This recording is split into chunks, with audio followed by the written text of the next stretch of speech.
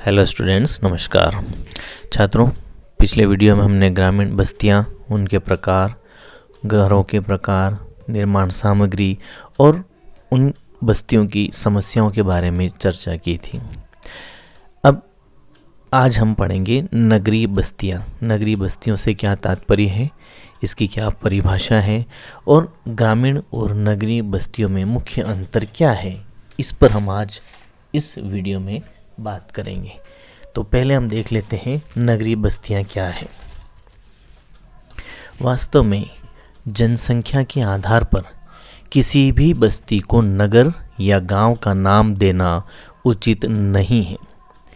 केवल जनसंख्या के आधार पर नगर की परिभाषा वैज्ञानिक दृष्टिकोण से अमान्य है। यदि किसी बस्ती को हम नगर या गांव की संज्ञा देते हैं तो उसका मुख्य आधार वहाँ के निवासियों की जीवन यापन पद्धति है। तो मेन पॉइंट क्या है, हम केवल जनसंख्या के आधार पर किसी बस्ती को ग्रामीण या शहरी नहीं कहेंगे, जबकि वहाँ की जीवन यापन पद्धति क्या है उसके आधार पर उसे हम ग्रामीण या शहरी बस्ती में विभाजित करते हैं।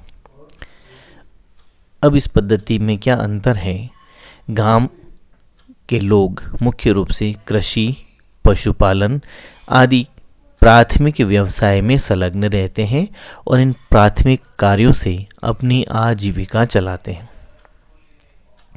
लेकिन नगरीय क्षेत्र के निवासी द्वितीयक व्यवसायों या तृतीयक व्यवसायों में संलग्न होते हैं, जैसे उद्योग, व्यापार, परिवहन, सेवाएं आदि। अतः नगर के निवासियों के व्यवसायों में उद्योग, व्यापार या अन्य सेवाएं होती हैं। तो ये मुख्य अंतर है इनकी जीवन पद्धति में। इसके अलावा नगर सामाजिक और सांस्कृतिक गतिविधियों का केंद्र भी होता है। विभिन्न विद्वानों द्वारा कुछ परिभाषाएं दी गई हैं, जिसमें हम कुछ महत्वपूर्ण परिभाषाओं पर बात करेंगे। सबसे पहले हम देखते हैं वॉन रिच्टोफेन ने क्या कहा। नगर के अंतर्गत एक ऐसा सुव्यवस्थित वर्ग निहित है जहां का मुख्य धंधा मतलब व्यवसाय, वाणिज्य और उद्योग से संबंधित होता है, और ये व्यवसाय या धंधे कृषि कार्य से सर्वथा भिन्न होते हैं। ये कहा है वॉन रिच्टोफेन ने, अर्थात कि ये ऐसे कार्य में संलग्न होते हैं जिसमें प्राथमिक के बजाय द्वितीयक कार्य प्रमुख होते हैं। इसके बाद आता है आपका अगला परिभाषा, फ्रीडमैन ने क्या कहा उस पर हम बात करेंगे। नगर की प्रकृति को केवल जनसंख्या के आंकड़ों के आधार पर ही पूर्ण रूप से व्यक्त नहीं किया जा सकता। ये जटिल प्रघटना है जिसमें इसके अंतर्गत रहने वाले लोगों के जीवन और आसपास के क्षेत्र में होने वाले लोगों के क्रियाकलापों के विभिन्न पक्ष निहित है। नगर में अपेक्षाकृत सघन जनसंख्या या सघन आबादी होती है जो परस्पर संबंधित और ऐसे कार्य में लगी होती है जिनके द्वारा न्यूनाधिक रूप में अर्थात कम या अधिक रूप में व्यापक क्षेत्र में होने वाली क्रियाओं का अन्य क्षेत्रों में कार्य करने वाले लोगों के साथ सामंजस्य और संबंध स्थापित हो जाता है। तो ये परिभाषा दी है आर फ्रीडमैन ने।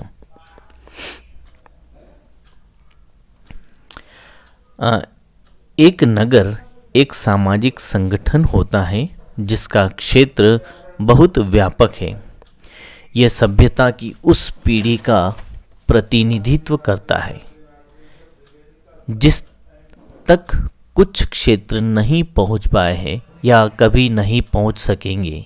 ये कहा है ब्लाश महोदय ने। अगली परिभाषा डिकिंसन महोदय ने दी है। नगर को उसके कार्यों द्वारा पहचाना जाता है। किसने कहा कि नगर उसके कार्यों द्वारा पहचाने जाते हैं, तो आपको ध्यान रखना है डिकिंसन महोदय ने। इन कार्यों के कारण नगर के निकटवर्ती क्षेत्र के निवासी नगर की ओर आकर्षित होते हैं। इस समीपवर्ती प्रदेश के निवासी यदि नगर में आना छोड़ दें तो नगर का बाजार के रूप में बने रहना असंभव है, अर्थात इन्हीं के कारण बाजार बना। अतः स्पष्ट है कि नगर वह बस्ती है जिसका जन्म अचानक ही नहीं हो जाता, जो अचानक उत्पन्न नहीं हो जाता है, बल्कि कुछ निश्चित कार्यों और सेवाओं की उपलब्धता के कारण ही वह नगर का रूप धारण कर पाती है। भारत के जनगणना विभाग ने नगरीय क्षेत्रों को परिभाषित करने के लिए कुल जनसंख्या के अतिरिक्त कुछ अन्य बातों को भी मान्यता दी है। इसके अनुसार नगरीय क्षेत्र की परिभाषा निम्न है। क्या है? वे सभी स्थान जहां म्यूनिसिपैलिटी, कॉरपोरेशन, कंटेनमेंट बोर्ड या नोटिफाइड टाउन एरिया कमेटी है, अर्थात नगर परिषद, नगर पालिका आदि वाले क्षेत्र नगर के अंतर्गत आते हैं। दूसरा, वे सभी स्थान जो निम्न शर्तें पूरी करते हैं, अर्थात नगर होने के लिए उसे क्या चाहिए? तो सबसे पहले वहाँ की न्यूनतम जनसंख्या 5000 हो, और ये जनसंख्या निर्धारण भी अलग अलग देशों में अलग अलग है। कम से कम 75% पुरुषों का श्रमिक बल ऐसे कार्यों में, ऐसे व्यवसाय में लगा हो जो कृषि से संबंधित ना हो। इसे हम दूसरे रूप में कह सकते हैं कि उस प्रदेश की, उस क्षेत्र की 75% जनसंख्या गैर कृषि कार्यों में लगी हो, अर्थात कृषि के अलावा उद्योग, व्यापार, परिवहन या सेवाओं में संलग्न हो, तो वो नगर है। और तीसरा, जनसंख्या का घनत्व कम से कम 400 व्यक्ति प्रति वर्ग किलोमीटर हो। तो ये 3 आवश्यक तथ्य हैं जिसकी सहायता से हम उसे नगरीय क्षेत्र में परिभाषित कर सकते हैं। अब इन बातों से हम नगरीय बस्तियों की कुछ प्रमुख विशेषताएं बता सकते हैं जो निम्न है। क्या है? सबसे पहले, अधिकांश लोग उद्योग, व्यापार, वाणिज्य, प्रशासन आदि द्वितीय और तृतीय व्यवसायों में व्यस्त होते हैं। छात्रों, हमने व्यवसायों के बारे में आप जब भी पढ़ेंगे या आपने छोटी क्लासेस में कभी पढ़ा हो, तो व्यवसायों को हम अलग अलग वर्गों में बांटते हैं। जो सीधे प्रकृति से संबंधित हैं वो हम प्राथमिक व्यवसाय के अंतर्गत रखते हैं, और उन्हीं प्रकृति प्रदत्त वस्तुओं का जब हम रूप परिवर्तन करते हैं, उन्हें अधिक मूल्यवान बनाते हैं, तो वे सभी व्यवसाय द्वितीयक व्यवसाय कहलाते हैं। और इन्हें हम उत्पादन क्षेत्रों से कारखानों तक और कारखानों से बाजार तक लाने के लिए परिवहन और व्यापार जैसे तत्वों की आवश्यकता होती है, तो ये तृतीयक व्यवसाय है। तो इस तरह से जो नगरीय क्षेत्र है वहाँ पर गैर कृषि कार्यों की प्रधानता होती है। और गैर कृषि कार्यों में क्या है? द्वितीयक और तृतीयक व्यवसाय, जिसमें उद्योग, व्यापार आदि सम्मिलित है। दूसरा पॉइंट हम देखेंगे इसमें, शिक्षा, कला, प्रशासन और आमोद प्रमोद के साधन नगरीय बस्तियों में उपलब्ध होते हैं। तीसरा, मकान एक दूसरे से सटे हुए होते हैं।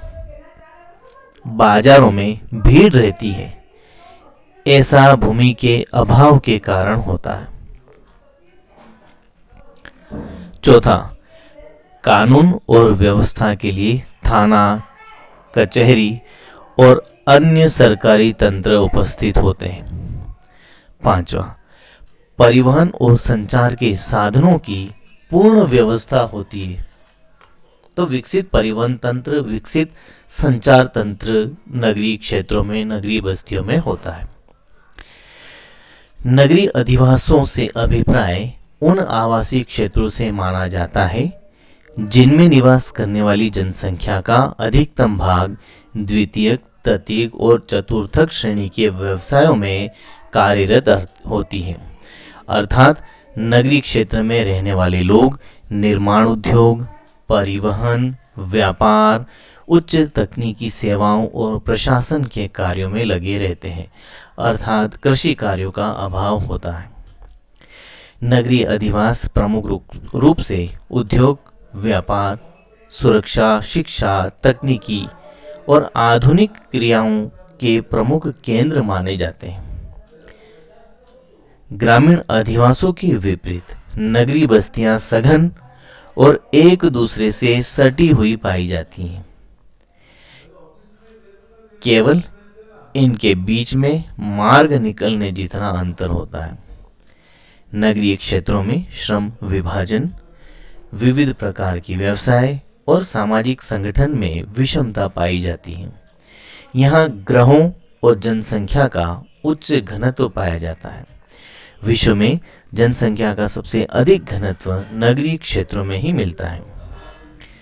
जर्मनी के वॉन रिश्तोफेन ने नगर विशेष की एक परिभाषा दी है और कहा है कि नगर एक संगठित समूह है जिसमें मुख्य रूप से कृषि के विपरीत व्यापार और औद्योगिक क्रियाओं की प्रधानता होती है। इसलिए नगरीय अधिवास सघन और केंद्रित रूप में पाए जाते हैं, जिनमें विभिन्न ग्रहों और जनसंख्या का सघन घनत्व पाया जाता है। तो ये थी नगरीय अधिवास या नगरीय बस्तियों का अर्थ, परिभाषा और उसकी प्रमुख विशेषताएं। छात्रों, इससे पूर्व हम ग्रामीण अधिवासों का अध्ययन कर चुके हैं, तो हम एक अंतर यहाँ देख लें कि ग्रामीण और नगरीय अधिवास या बस्तियों में मुख्य अंतर क्या है। इन अंतरों को हम कुछ मुख्य बिंदुओं के द्वारा दर्शा सकते हैं, जैसे आकार का अंतर होता है, संख्या और घनत्व से संबंधित अंतर होता है, जनसंख्या घनत्व में अंतर पाया जाता है, व्यवसाय संबंधी, भूमि उपयोग संबंधी, आर्थिक विकास से संबंधित, सामाजिक और सांस्कृतिक जीवन के स्तर में और सामान्य सुविधाओं में अंतर पाया जाता है। यदि आकार की बात करें तो नगरीय क्षेत्र का आकार विस्तृत होता है जबकि गांवों का सीमित होता है।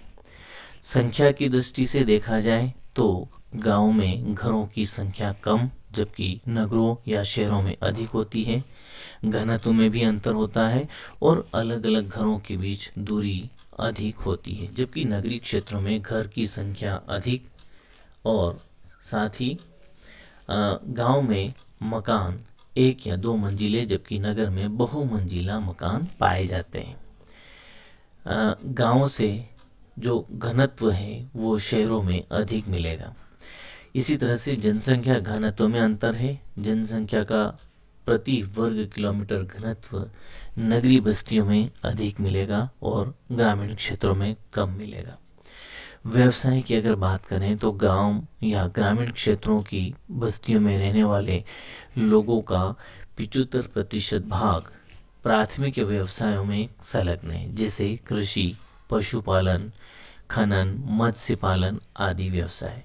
लेकिन नगरीय क्षेत्रों में व्यापार, परिवहन और अन्य सेवाओं में कार्य में लगे रहते हैं। तो व्यवसाय संबंधी अंतर है।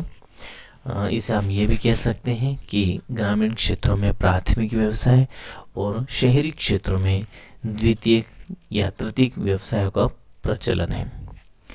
भूमि उपयोग की दृष्टि से देखा जाए तो ग्रामीण क्षेत्रों में कृषि, पशुपालन आदि आर्थिक क्रियाओं की संचालन हेतु विस्तृत भूमि की आवश्यकता होती है।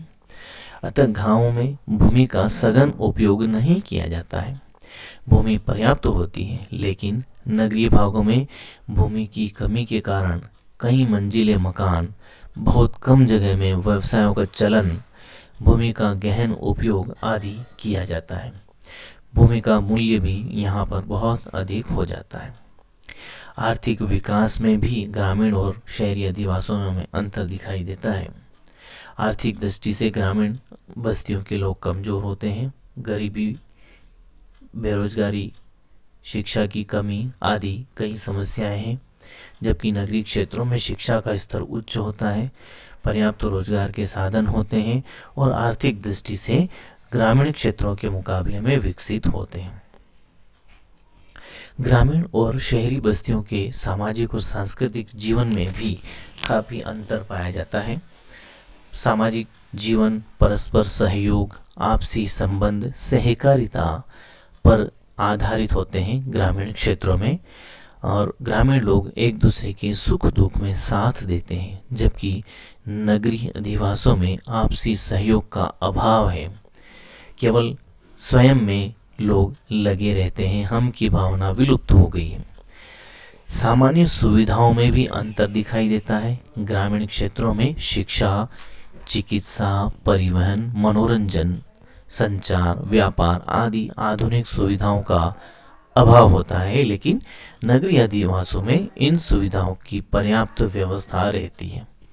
तो इस प्रकार ग्रामीण और नगरीय क्षेत्र के अधिवासों में आर्थिक, सामाजिक, सांस्कृतिक और राजनीतिक आदि कारकों की अत्यधिक विभिन्नताएं पाई जाती हैं। तो छात्रों, ये था हमारा आज का टॉपिक, नगरीय अधिवासों का अर्थ, परिभाषा और ग्रामीण व नगरीय अधिवासों या बस्तियों में मुख्य अंतर। इसे मैं यहाँ समाप्त करता हूँ। अगले टॉपिक में हम नगरीय अधिवासों के प्रतिरूप, प्रकार और विशेषताओं के बारे में पढ़ेंगे। तब तक के लिए धन्यवाद।